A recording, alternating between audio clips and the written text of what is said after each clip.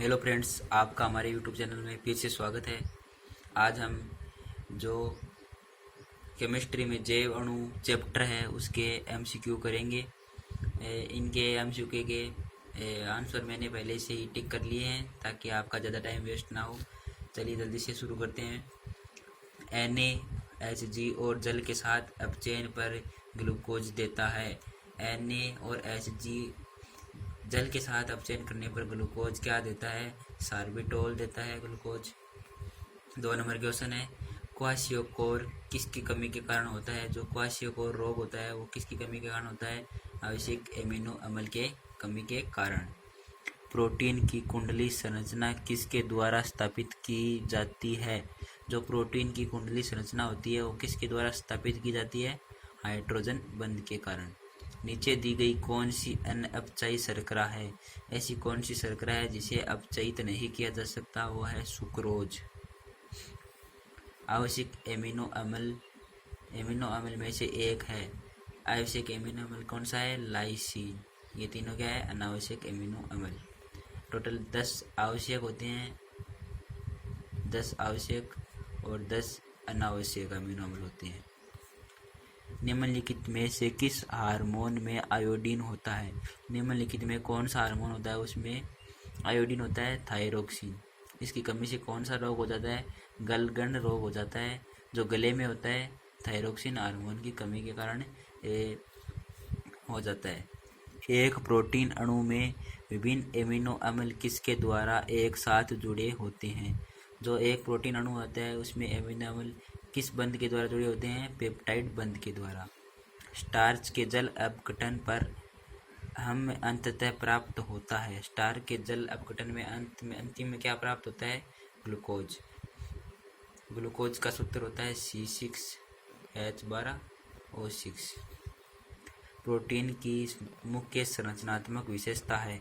जो प्रोटीन होता है उसकी मुख्य संरचनात्मक विशेषता क्या होती है? पेप्टाइड बंध पाया जाता है। किरेटिन एक संरचनात्मक प्रोटीन किसमें उपस्थित है? जो किरेटिन एक संरचनात्मक प्रोटीन होती है वो किसमें उपस्थित होती है?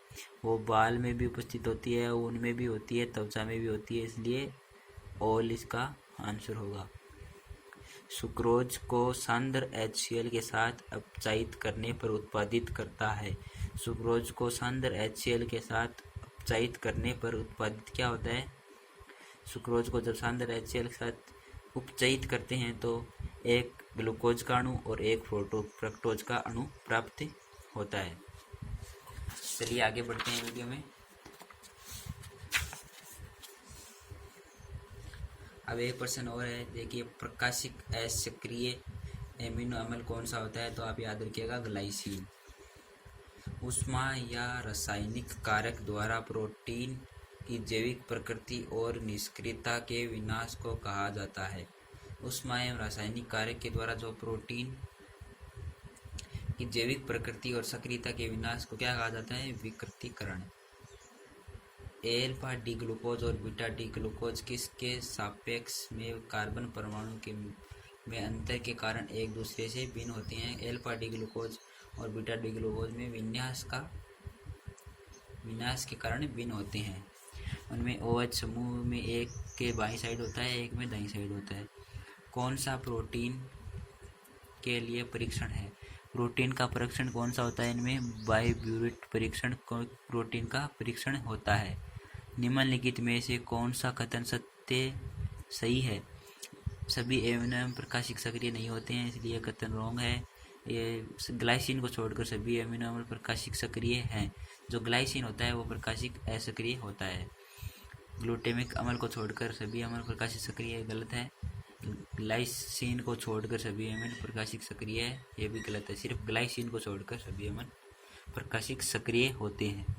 प्रोटीन के बारे में कौन सा कथन गलत है? जो प्रोटीन होता है उसके बारे में कौन सा कथन गलत है? प्रोटीन सभी जीवित कोशिकाओं में होते हैं, नहीं। प्रोटीन हमेशा NO, C और हाइड्रोजन होते हैं, नहीं।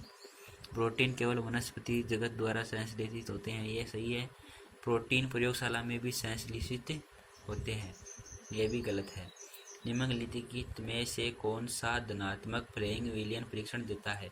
जो फ्लेइंग विलियन परीक्षण है धनात्मक प्लेविलिन परीक्षण कौन सा देता है? ग्लूकोज देता है। निम्नलिखित में से कौन सा मोनोसेकेराइड का समूह है सुक्रोज निर्मित करता है? जो कौन सा मोनोसेकेराइड का समूह होता है जो सुक्रोज को निर्मित करता है? वो होता है अल्फा डी ग्लूकोपाइरानोस और अल्फा डी फ्रुक्टोपाइरानोस।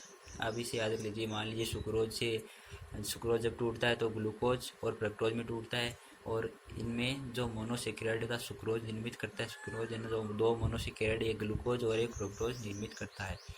एक विटामिन जो रक्त के स्कंदन गुण में महत्वपूर्ण भूमिका निभाता है, जिससे रक्त का स्कंदन मान लीजिए थक्का जमता है, वो कौन सा विटामिन होता है? विटामिन के। यह रहा आज का वीडियो, और मिलते हैं नेक्स्ट वीडियो में। अगर आपको वीडियो पसंद आया तो आप वीडियो को लाइक और चैनल को सब्सक्राइब ज़रूर कीजिएगा। धन्यवाद।